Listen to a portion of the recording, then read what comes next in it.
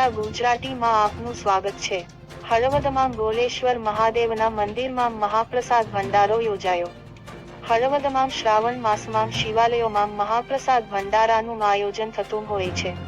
શિવાલયોમાં મહાદેવનો અભિષેક, રુદ્ર અભિષેક, દુગ્ધા અભિષેક, જલાભિષેક, પંચવક્ત્ર પૂજા કે બીલીપત્ર ચડાવવાથી મહાદેવ પ્રસન્ન થાય છે અને આ અભિષેક કરનારા શિવભક્તોને ભોજન કરાવે અને દક્ષિણા પણ સાથે આપે તેને અનેક ગણું પુણ્ય મળે છે તેમ શાસ્ત્રોમાં કહ્યું છે। બ્રહ્મ ભોજન શિવભક્તોને કરાવવાથી ભક્ત અને ભગવાન બંને પ્રસન્ન થાય છે। છોટા કાશી નગરી હળવદમાં સવાર સાંજ દરેક મંદિરોમાં શિવ ભક્તોની ભીડ હોય છે। સ્વયંભૂ ગોલેશ્વર મહાદેવના મંદિરમાં હળવદની ઓળખના તંત્રી સુધાકર જાની, ડોક્ટર હેમાંગ જાની,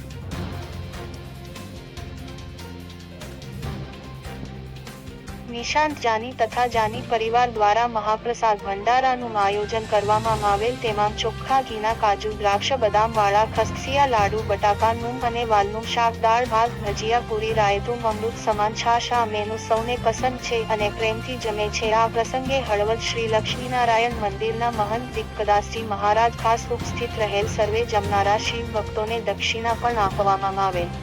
રિપોર્ટર સંતોષભાઈ ઓગાનિયા, હળવદ।